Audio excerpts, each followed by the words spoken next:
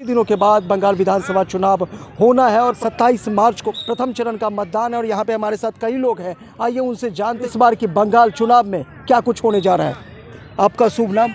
मेरा शुभ नाम सैयद नफरुल इस्लाम। मैं पेशे से एक एडवोकेट हूँ, अधिवक्ता हूँ और खेल से भी शौक़ रखता हूँ, इसीलिए आज मैदान में नज़र आ रहा हूँ। और जो चुनाव का जहाँ तक रुझान है, जो समझ में आ रहा है, बंगाल चुनाव बहुत ही गतिविधियों के साथ चल रहा है। एक राजनीतिक दल दूसरे राजनीतिक दल के ऊपर इल्ज़ाम थोप रही है, तो दूसरे तीसरे के ऊपर थोप रही है।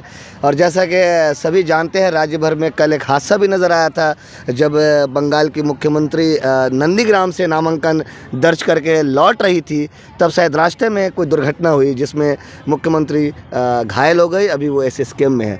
तो राजनीतिक चरण जो चल रहा है, जिस तरीके से बंगाल में देखा जा रहा है, कहीं ना कहीं लगता है कि इस बार राजनीति धर्म को लेकर चल रही है। ये बहुत बड़ा विषय है अपने आप में, क्योंकि हमारा देश, हमारा संविधान जो है वो डेमोक्रेसी और सेकुलरिज्म पे टिका है। और संविधान के अनुसार आप अगर तमाम अनुच्छेद को देखेंगे, 14, 15, 19, 20, 21, 22, तो तमाम अनुच्छेद जो है ये एक संकल्प तैयार करती है देशवासियों के लिए, राज्यवासियों के लिए, कि किस तरीके से आपको अपने अधिकार के तहत अपने निर्णय को बैलेट बॉक्स में डालना है। लेकिन जो नज़रिया नज़र आ रहा है, आप देख सकते हैं, कुछ 2 सप्ताह पहले यहाँ पर जोड़ गठबंधन की रैलियाँ हुई थी इसी ब्रिगेड मैदान में, और उसके बाद आदरणीय प्रधानमंत्री ने भी एक रैली ऑर्गेनाइज़ की थी। तो यहाँ वार और पलटा वार दोनों ही चलता नज़र आ रहा है। लेकिन जहाँ तक लोगों के रुझानों का नज़रिया है, मुझे नज़र आ रहा है कि हो ना हो, चाहे सीटें कम सकती है, लेकिन तृणमूल कांग्रेस की हुकूमत फिर से दोबारा मगरी बंगाल में बनने वाली है। आपका क्या कहना है? आपका क्या कहना है? कि साहब जो कह रहे हैं वही होगा। देखिए, अच्छा ही होगा, जो भी होगा अच्छा ही होगा। अच्छा, चलिए ठीक है। और कुछ लोग हैं, उनसे जानते हैं इस बार आपके दिलों में दीदी को सीट कम मिलेगा, लेकिन दीदी आएगा निश्चित। दीदी आएगी निश्चित? हाँ, निश्चित। और मोदी जी कह रहे हैं कि नहीं, मोदी जी तो बोलते ही आ रहे हैं, कोई काम के लिए तो कुछ नहीं, कुछ होने वाला नहीं है। अवसर देने जा रही है। कुछ नहीं होगा। मोदी से कुछ होगा ही नहीं, खाली बोलती छोड़ रहा है और कुछ नहीं कर रहा है।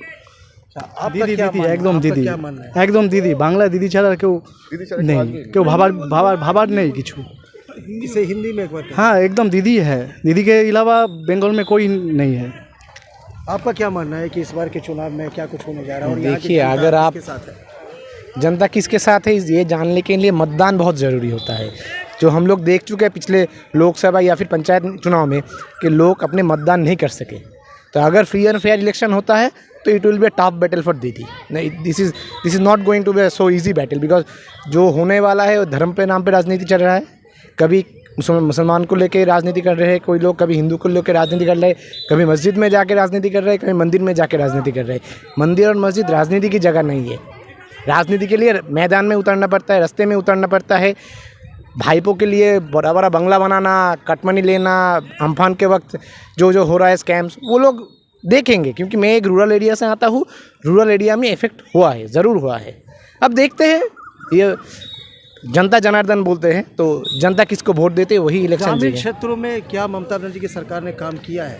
देखिए, ये एक बड़ा अगर सवाल है। एक सरकार 5 साल रहता है, काम तो कुछ ना कुछ करता है। ये सरकार करता नहीं है ये तो हम नहीं बता सकते, पर जो फंड अलॉट होता है उसके वजह से कितना काम होता है वो मैटर करता है। और दूसरा मैटर करता है जब नेसेसिटी आता है। मान लीजिए ये जो कोरोना हुआ था, कोरोना के टाइम में जो पेंडेमिक चला, उसके बाद जो अम्फान जो साइक्लोन हुआ था, ग्रामीण क्षेत्र में उसका इफेक्ट हुआ है। क्योंकि तब जो रूलिंग पार्टी में से थे उन लोगों ने जैसे बर्ताव किया, जैसे जो हम बशीरहाट में देखे थे कि गोडाउन से चावल चोरी हो जा रहा था और सारे के सारे चावल तृणमूल के लोग ले रहे थे, उसको लोग के हाईकोर्ट तक मामला भी हुआ है। तो मिक्स्ड है।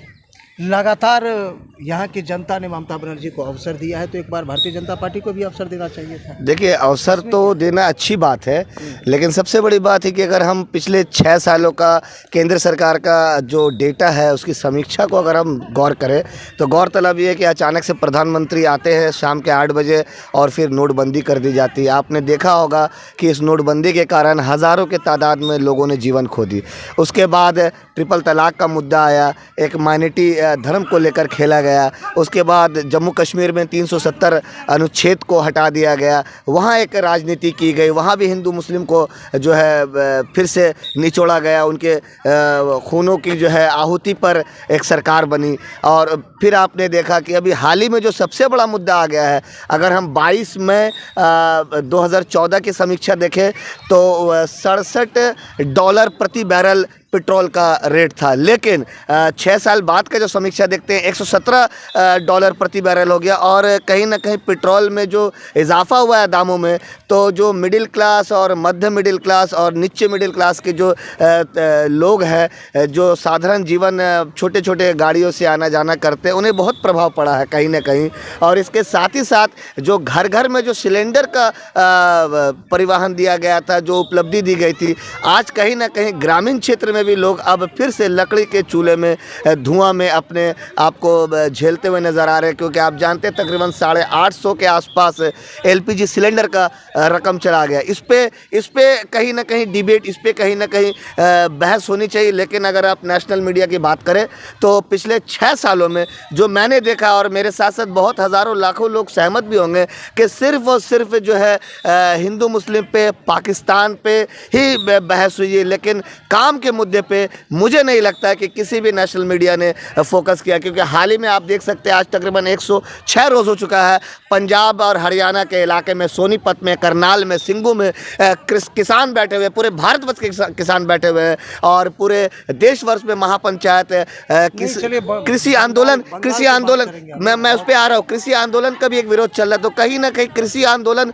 भी बंगाल से जुड़ा हुआ है, क्योंकि बंगाल का एक क्षेत्र जो है वो कृषि से जुड़ा हुआ है। बंगाल में आलू और धान के फसलें बहुत ही अच्छे होते हैं, लेकिन कहीं ना कहीं मिनिमम सपोर्ट प्राइस भी इफेक्ट करने जा रहा है इस बार चुनाव में। और चुनाव का जो सबसे बड़ा मुद्दा आप देख सकते हैं, ब्रिगेड में एक फिल्म अभिनेता आए थे और उन्हें प्रधानमंत्री के सामने एक ऐसा बयान दिया जो मुझे नहीं लगता है कि भारतीय होने के नाते प्रधानमंत्री के सामने ऐसी बातें रखनी चाहिए। उन्होंने अपने आप को कोबरा कह दिया। तो ये अब प्रधानमंत्री खुद तय करेंगे कि उनके दल में कोबरा रहेंगे, कि क्रोकोडाइल रहेंगे, कि पाइथन रहेंगे, ये उनको तय करना है। और बंगाल की जनता साफ देख रही है, भले ही सीटों की समीक्षा कम हो, लेकिन ममता बनर्जी अपने हुकूमत बनाने में फिर से सक्षम रहेंगी।